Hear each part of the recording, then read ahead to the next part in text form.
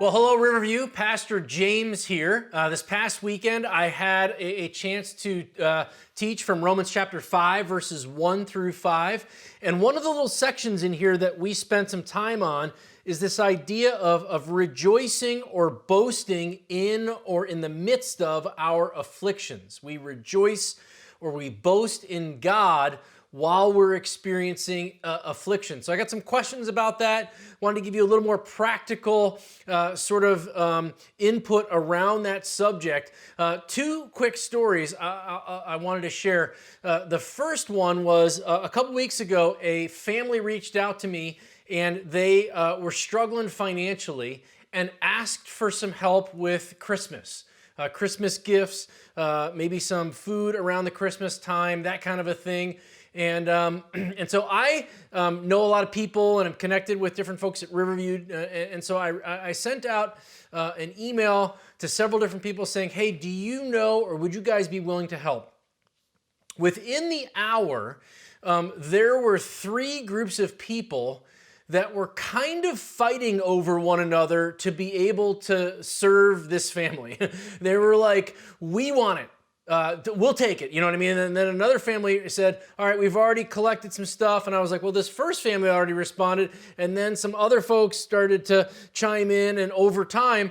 And so it was really, really powerful to me to see the two sides of what is happening in how we meet each other's needs, serve one another, glorify God in the midst of affliction.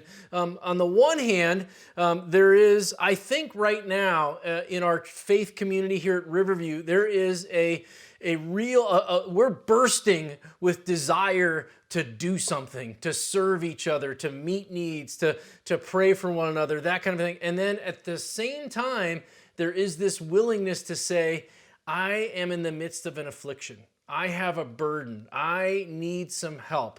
The second situation that I faced, the outcome was somewhat different because it was an individual who reached out and said, hey, I'm struggling with some financial stuff. I need some help, that kind of a thing. But when the help was offered, when the help came, the person sort of backed off and said, you know what, maybe I don't need the help that you're offering, or maybe, and it was kind of like a struggle for them to receive the type of service, the type of help, the type of support that they needed, but you know, it was kind of an internal conflict. It's kind of that willingness to say, you know what, I will accept that sometimes the way God is involved in our lives is through the generosity and sacrificial service of the people around us. I was drawn to this verse in Galatians chapter 6, verse 2, which says, bear one another's burdens. In this way, you will fulfill the law of Christ. And I love the simplicity of that verse, that the command is for us really to not, when we face an affliction, when we have a burden, we're not really supposed to try to go it alone. That we're really wired to need each other, to rely on each other. Sometimes I pick you up, sometimes you pick me up, sometimes, you know, sometimes you're the person who's in need, sometimes you're the person who has some extra, and it just kind of works that way. And really it's this idea of part of how we bear one another's burdens is by allowing others to know what our burdens are and to be super honest.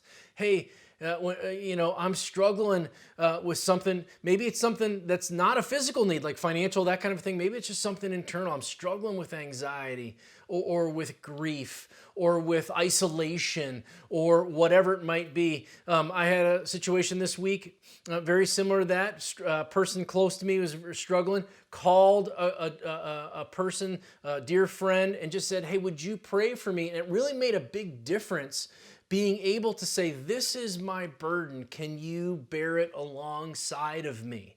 And this is how we fulfill the law of Christ. The law of Christ is love the Lord your God with all your heart, soul, mind, and strength, and love your neighbor as yourself. One of the ways that we do that, Paul says, is when we bear one another's burdens. And so here's my encouragement to you.